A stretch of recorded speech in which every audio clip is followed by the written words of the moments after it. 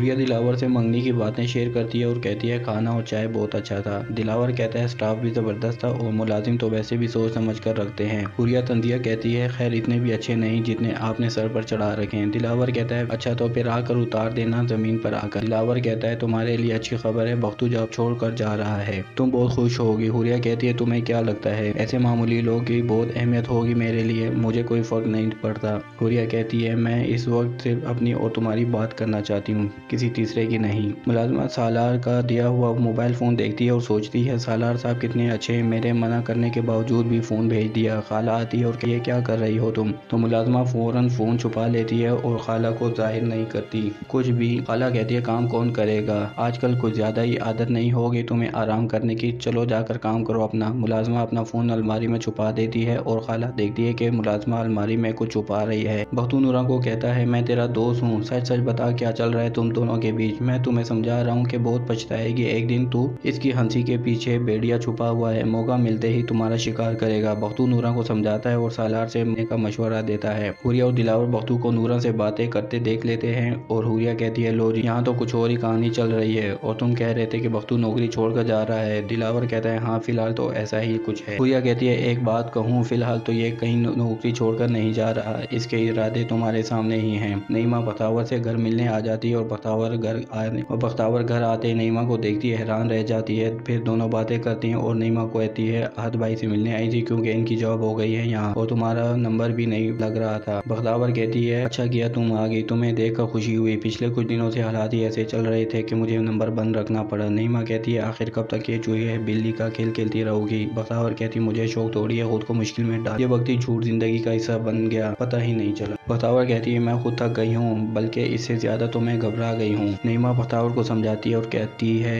मैं तुम्हारी दोस्त हूँ और मुझे तुम्हारा पता है खाला कितनी परेशान होती है, सबकी तरह वो भी चाहती है कि तुम इज्जत से अपने घर रुखसत हो जाओ। नईमा अपने भाई के लिए सिफारिश करती है और कहती है अब तो आज की भी नौकरी यहाँ हो गई है, एक बार फिर सोच लो, अगर वो तुम्हारे साथ यहाँ रहेगा ना तो कोई भी तुम्हें बुरी नजर से नहीं देखेगा। ये सुनकर बख्तावर सोच में पड़ जाती है। उधर शीदा बख्तावर के पीछे हाथ धोकर पड़ जाता है और कहता है अंदर तो मैं इतनी आसानी से नहीं जाऊंगा, वो पहले मेरी मोहब्बत बनी, फिर जिद बनी और अब दुश्मन। बख्तावर की माँ बेटी को समझाती है और कहती है औरत चाहे जितनी भी बहादुर हो जाए, पढ़ लिख जाए या कमाना भी शुरू हो जाए, लेकिन एक न एक दिन तो इसको एक अच्छे इंसान की जरूरत पड़ती है। बख्तावर कहती है क्या कहना चाहती हो माँ। माँ कहती है कुदरत ने तुम्हें एक मौका दिया है, कोई अपना हाथ बढ़ा रहा है तुम्हारा साथ देने के लिए, तुम आगे बढ़कर क्यों नहीं इसका हाथ थाम लेती। बख्तावर के पूछने पर माँ कहती है मैं आज की बात कर रही हूँ, वो आज भी तुम्हें चाहता है और तुम्हें अपनाना चाहता है। नईमा चाहती तो नहीं भी आती, लेकिन मुझे पता है इसे आज नहीं भेजा है। बख्तावर कहती है माँ मैंने आज से शादी करनी होती तो पहले ही कर लेती, अपने ख्वाबों की ताबीर को पूरा करने के लिए इतना लंबा सफर तय किया है, अब जब मंजिल इतनी करीब है तो मैं वापस लौट जाऊंगा। शीदा हुरिया को कहता है मुझे आपसे बात करनी है मैडम, मेरी जमानत में 2 दिन रह गए हैं और आपने वादा किया था कि आप मुझे इस केस से रिहाई कर दिलवाएंगी। हुरिया कहती है मैंने ऐसा कोई वादा नहीं किया। ये कहकर हुरिया गाड़ी में बैठ कर चली जाती है। हुरिया अपने पापा को कॉल करती है और बताती है कि शीदा बहुत तंग कर रहा है, रोज ऑफिस आ जाता है और कहता है कि मेरी जमानत करा दें। चौधरी साहब कहते हैं किसी भी सूरत इसकी जमानत में तोसी नहीं कराएंगे, चाहे इसको सजा हो जाए। अब तो मीडिया में भी ये खबर चल रही है कि लड़कियों पर तेजाब फेंकने वालों की हम पुष्पनाई करते हैं, इससे हमारी सियासी साख को नुकसान पहुंच रहा है। माँ बख्तावर को कहती है कि बिजली का बिल जमा करवाना था और मालिक मकान का किराया भी देना था, तनख्वाह मिल जाए तो हिसाब किताब कर लेना और नईमा की बात पर भी गौर कर लेना, सारे मसलों का हल निकल आएगा। नईमा आवत को कहती है मैं तो ये सोच कर आई थी कि बख्तावर से मिलकर इसे समझाऊंगी, लेकिन इसके सर पर तो अभी भी ख्वाब पूरा करने की धुन सवार है। आज जानना चाहता है कि बख्तावर को आखिर कौन से मसाइल दरपेश हैं और नईमा इसे कुछ बता ही नहीं सकती। नईमा कहती है तुम नहीं जानते, वो जिन लोगों में फंस गई है ना, वहाँ से लौटना तो मौजा ही होगा। आज इसरार करता है कि तुम मुझे सच सच बताओ, कुछ तो पता होगा ना तुम्हें। नईमा कहती है इसे हमारी मदद की जरूरत नहीं है, तुम बस उसे भूल जाओ, अगर होती तो वो पहले ही कह देती। मुझे बस इतना ही पता है कि खानदान की फजूल रस्मों से भागते भागते वो एक बहुत बड़े जाल में फंस गई है। बख्तू ऑफिस आता है और दिलावर से आवाज देकर कहता है कि तुमने दोबारा से ज्वाइन कर लिया, मुबारक हो,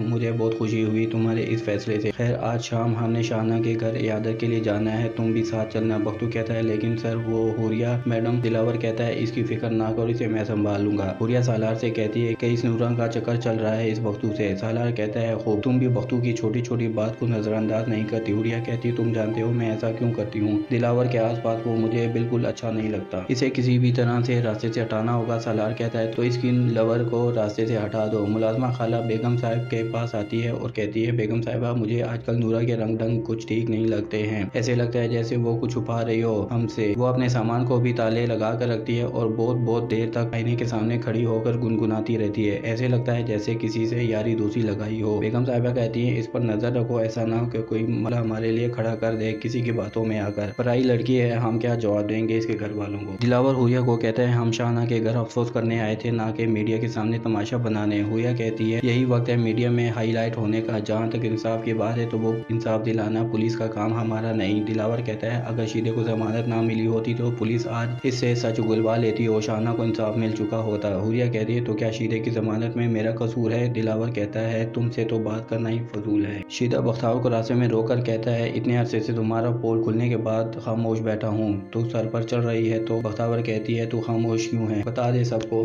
शीदा एक बार फिर बख्तावर और कहता है, यही मोहल्ले में खड़े खड़े तमाशा लग जाएगा और ये तमाशा सिर्फ मोहल्ले तक नहीं रहेगा, जंगल की आग की तरह फैल जाएगा। किसी को मुंह दिखाने के लायक नहीं रहेगी तू, मेरा किसी से लेना देना नहीं, जा बता दे सबको। शीदा कहता है, मेरी सोच मोहल्ले में आग लगाने से आगे की है, मीडिया वालों को बुला लूंगा, मैं इनको तुम्हारी हकीकत बता दूंगा। बख्तावर कहती है, बुला ले, दे दो स्टोरीज में क्या लेना देना मीडिया वालों से। शीदा कहता है, तेरा नहीं तो तेरे मालिकों का लेना देना तो है मीडिया वालों के साथ। शीदा फिर से इसको ब्लैकमेल करता है। फिलहाल हुरिया को आकर दिलावर की फैन फॉलोइंग की रिपोर्ट दिखाता है और कहता है, तुम्हें तो अनसिक्योर फील करना चाहिए, ऐसा ना हो कि वो अपनी शोहरत में तुम्हें पीछे छोड़ दे और तुम से बख्तू बख्तू करते रह जाओ। खाला नूरा को लॉन में देखती है और कहती है, तुम यहाँ आधी रात को क्या कर रही हो? नूरा कहती है, नींद नहीं आ रही थी मुझे। खाला कहती है, नींद नहीं आ रही थी तो बाहर क्या कर रही हो, चलो अंदर मेरे साथ चलो। बख्तावर माँ को कहती है, मेरा रिजल्ट आ गया और मैं फर्स्ट डिवीजन से पास हो गई हूँ, सब लोग मुझे बहुत बहुत मुबारकबाद दे रहे हैं। माँ कहती है, आखिरकार तुम्हारी पढ़ाई मुकम्मल हो ही गई, तुम्हें पता है कितने अरसे बाद मैं अपनी बेटी के चेहरे पर खुशी देख रही हूँ। बख्तावर कहती है, माँ अभी बहुत अहम मरला बाकी है, मुकाबले के इम्तिहान बाकी हैं, वो पास करके अफसर लगना है। माँ कहती है, बेटा इसकी जरूरत नहीं, वैसे भी तो घर चल ही रहा है ना और ख्वाहिशात भी पूरी हो रही हैं। बख्तावर कहती है, माँ हमारी ख्वाहिशात की बात नहीं है, बहुत से ऐसे लोग हैं जिन पर जुल्म होता है, इनकी आवाज़ तक नहीं जाती। यहाँ मैं अफसर बनकर उन गरीब लोगों का सहारा बनूंगी और इनका साथ दूंगी। इस माशरे के लिए मुझे बहुत कुछ करना है। माँ बख्तावर को दुआ देती है कि तुम हर मुश्किल में कामयाब हो। मोहसिन बख्तावर को फ़ोन करता है और कहता है, मैंने तुम्हारे वादे की लाज रखी थी। बख्तावर कहती है, जी सर, मैं आपका ये एहसान कभी नहीं भूल सकती। मोहसिन कहता है कि मैं अपने पक्के दोस्त को भी तुम्हारी असलियत नहीं बताई। मोहसिन कहता है, एक तरीका है जिससे तुम ये एहसान उतार सकती हो, अब देखना यह है कि मोहसिन बख्तावर को एहसान उतारने का कौन सा तरीका बताता है। हुरिया चौधरी साहब को आकर बताती है कि दिलावर को पता है कि शाहना वाले केस में हमारी मुदाखलत थी, वो सब जानता है। चौधरी साहब कहते हैं, तो क्या हुआ, मंगनी तोड़ेगा तो तोड़ दे। सालार मशवरा देता है कि वो लड़की शाहना के घर वालों को हम ऑफर देकर पैसे दे देते और उनसे ये बयान दिलवाते हैं कि इनको अब शीदे पर कोई शक नहीं, फिर शीदे से भी जान छूट जाएगी। मोहसिन बख्तावर को कहता है, वाक़े वाले दिन तुम शाहना के साथ थी, इसलिए हमें तुम्हारी गवाही की जरूरत है बख्तावर बनकर, क्योंकि मुजरिम को तुम ही ने देखा इस दिन और तुम जानती भी हो इसको। बख्तावर कहती है, ये कैसे हो सकता है सर, वो मेरा मोहल्लेदार है, मैं अपनी माँ को लेकर कहाँ जाऊंगी, अगर मैंने अकेले ही मुकाबला करना होता तो फिर ये सब करने की क्या जरूरत थी। आप खुद सोचें, ऐसे कैसे हो सकता है सर, FIR में मेरा नाम आ जाएगा, आप समझने की कोशिश तो करें। मोहसिन कहता है, ये बहुत हाई प्रोफाइल केस है और मुजरिम को पकड़ने में मुझे तुम्हारी मदद की जरूरत है। बख्तावर कहती है, सर मुझे सोचने का टाइम चाहिए। आपको क्या लगता है दोस्तों, बख्तावर चशमदीद गवाह बनने के लिए तैयार हो जाएगी या शीदे को सजा हो पाएगी? वीडियो पसंद आई तो लाइक कर दें, IK TV को सब्सक्राइब कर दें और साथ में लगी बेल आइकन को भी प्रेस कर दें ताकि हमारी आने वाली नई वीडियो का नोटिफिकेशन आपको मिल सके।